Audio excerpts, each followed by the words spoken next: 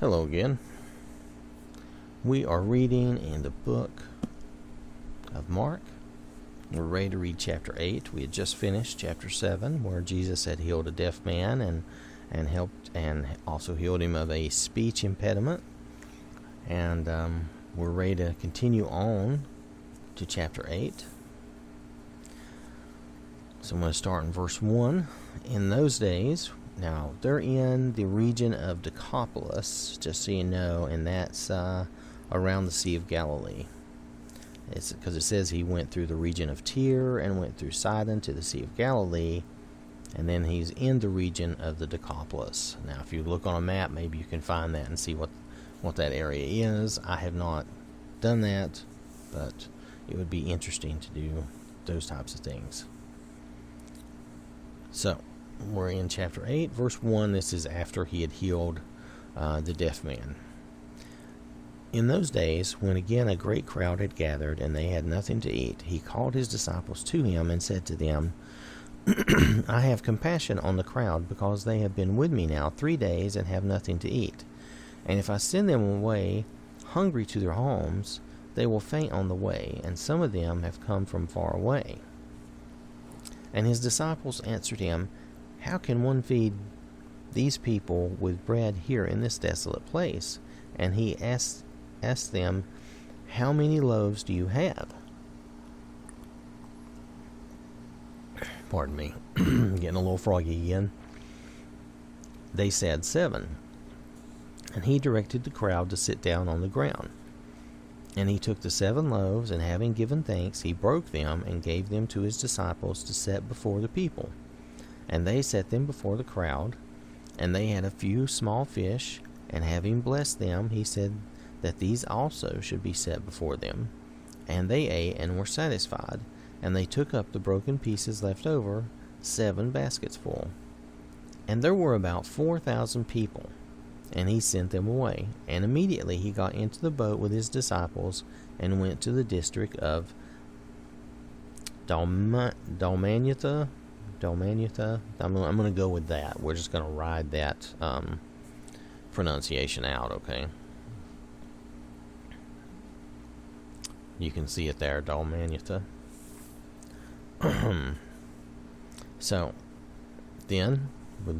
So here he had fed the 4,000, okay? I don't want to gloss over that, but that's a big deal. It's a big miracle.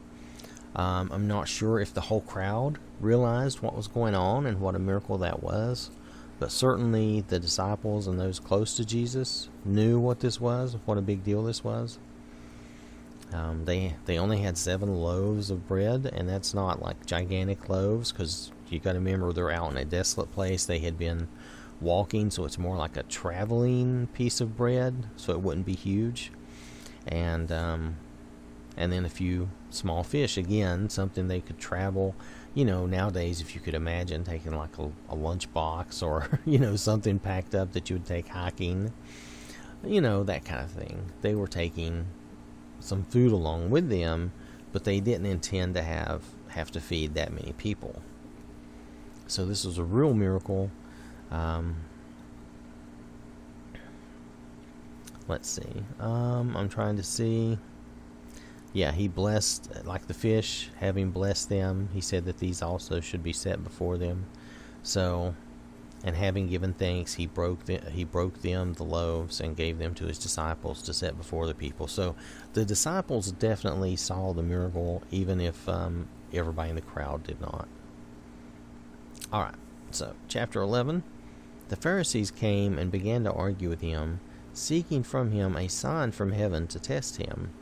And he sighed deeply in his spirit and said, Why does this generation seek a sign? Truly I say to you, no sign will be given to this generation. And he left them, got into the boat again, and went to the other side. So, he's telling the Pharisees that they would not be given a sign. And basically, truthfully, we live in a similar time. We're not going to get signs and wonders. We don't have Jesus here in the flesh walking around. If we did, that would be great. And we would see some marvelous things. But But we don't, and we don't get those signs and wonders either. I know there's a part of us, pardon me again, I keep getting dry, but I know there's a part of us as humans that we want signs, but we're not at a time where we're going to get those signs. We're not, and we need to stay faithful and realize that God can still work miracles, and Jesus still works miracles for us. It's just not in a big showy way. It's not in, a burning bush or a huge column of light or smoke or, anything like that. It's not in that way. So we need to believe and do the right things because they are the right things, and because we want to follow God. It has to be from our hearts, and not because we're chasing miracles or power or something like that. So verse 14. Now they had forgotten to bring bread, and they had only one loaf with them in the boat. And he cautioned them, saying, Watch out, beware of the leaven of the Pharisees, and the leaven of Herod. And they began discussing with one another the fact that they had no bread. And Jesus, aware of this, said to them, Why are you discussing the fact that you have no bread? Do you not yet perceive or understand? Are your hearts hardened? Having eyes, do you not see? And having ears, do you not hear? And do you not remember when I broke the 5 loaves for the 5,000? How many baskets full of broken pieces did you take up? They said to him, 12. And the 7 for the 4,000, how many baskets full of broken pieces did you take up? And they said to him, 7. And he said to them, Do you not yet understand? And he's trying to get across to them the leaven of the Pharisees and the leaven of Herod. That is not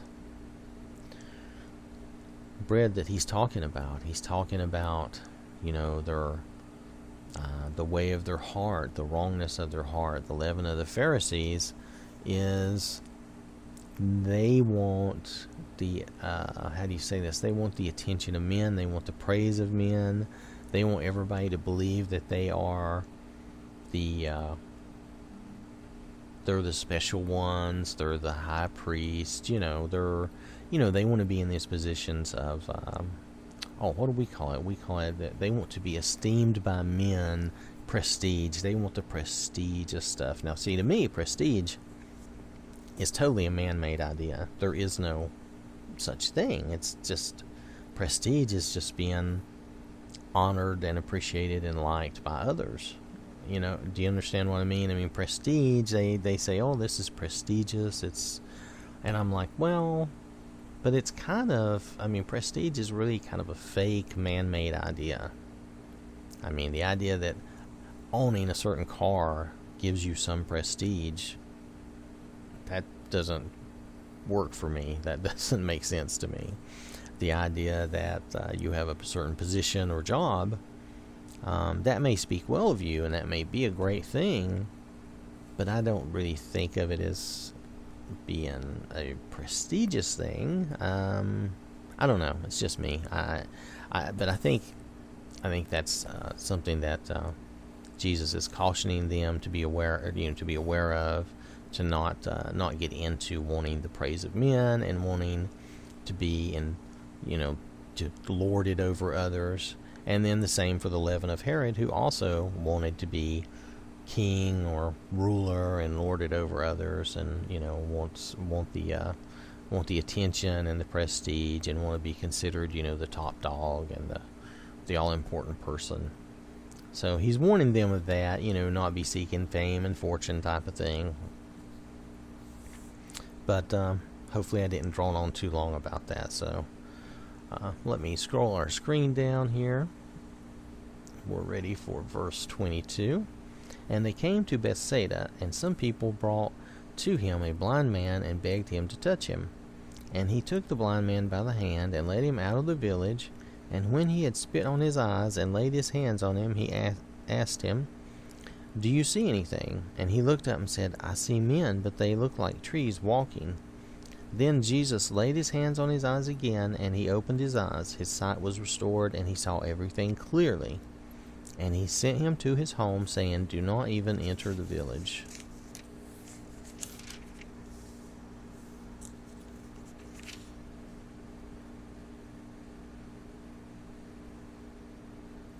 So I think again, Jesus was trying to tell him not to cause a stir and let everybody know that this had been done for him.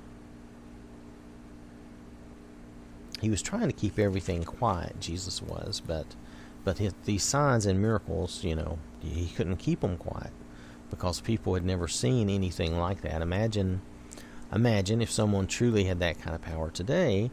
Well, they'd be going to every town, stopping in every hospital, healing kids and sick people, and it would just be a continual thing. And when this person came to town, everybody would be going out to see them and trying to get healed and touch them, and it would be impossible to keep it quiet nowadays too.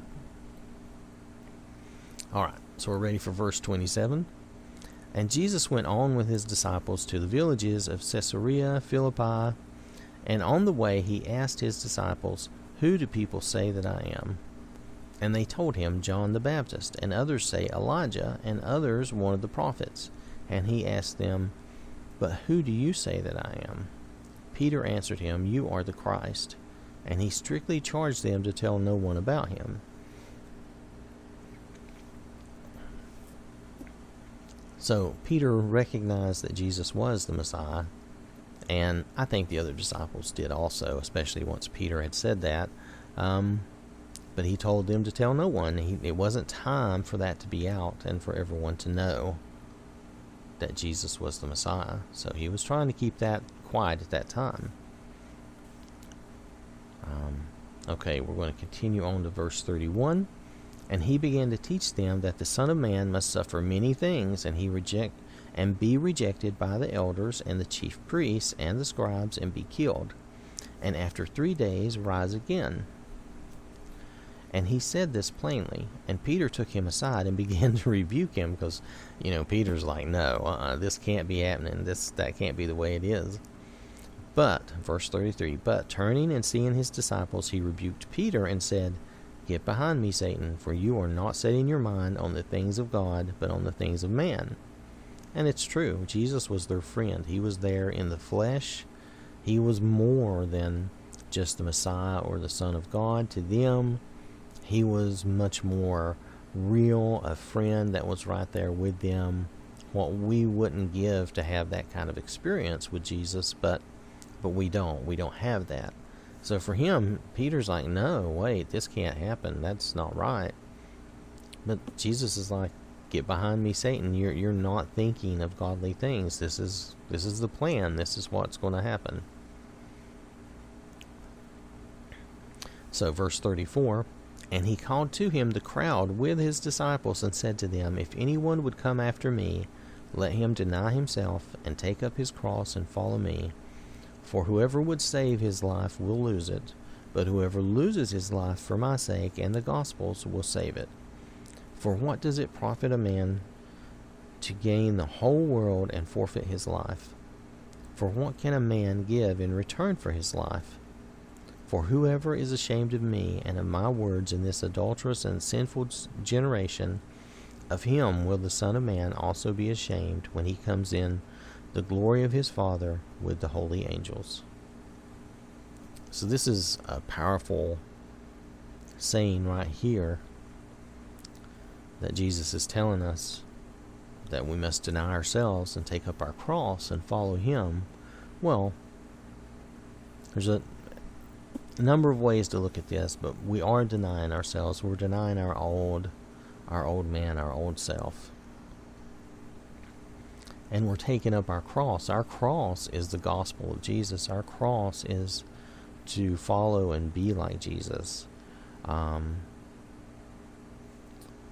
Let's see. So, for whoever would save his life will lose it. To save our real eternal life, our spiritual life, our immortal soul, we will lose our old life. We will lose that old life of sin, and maybe it's hatefulness, and maybe it's selfishness, and just those things that we're just looking out for ourselves. We'll lose that life, but we'll save our real life, our eternal life. And whoever loses his life for my sake in the Gospels will save it. And we will save our real life, though. And honestly, your life in this life, before you get to heaven, will be changed, will be transformed. Your life can go from being a negative, a sad and lonely thing, or a hateful and angry thing. It can go from that to be a loving and wonderful thing. You can change your life over to be something positive and good for yourself and for others, but also for yourself.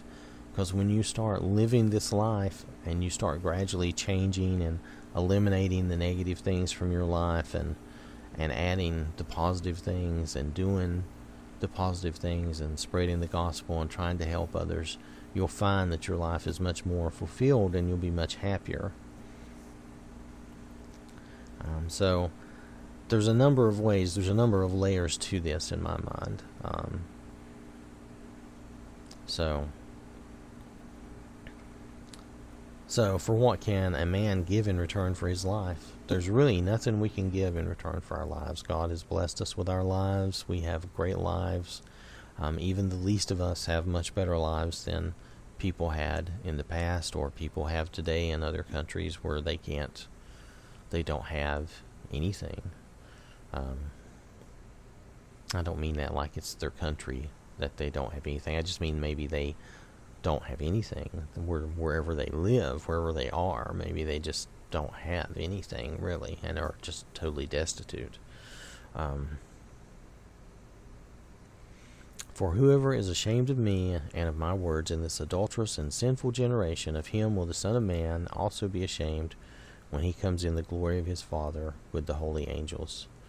We don't want to be like that. We want to make sure that Jesus will be proud of us, and he will accept us when we say, Lord, Lord. And to do that, we need to be a part of his kingdom and take up his cross and follow him. All right. Thank you very much for listening. God bless you. Have a wonderful day.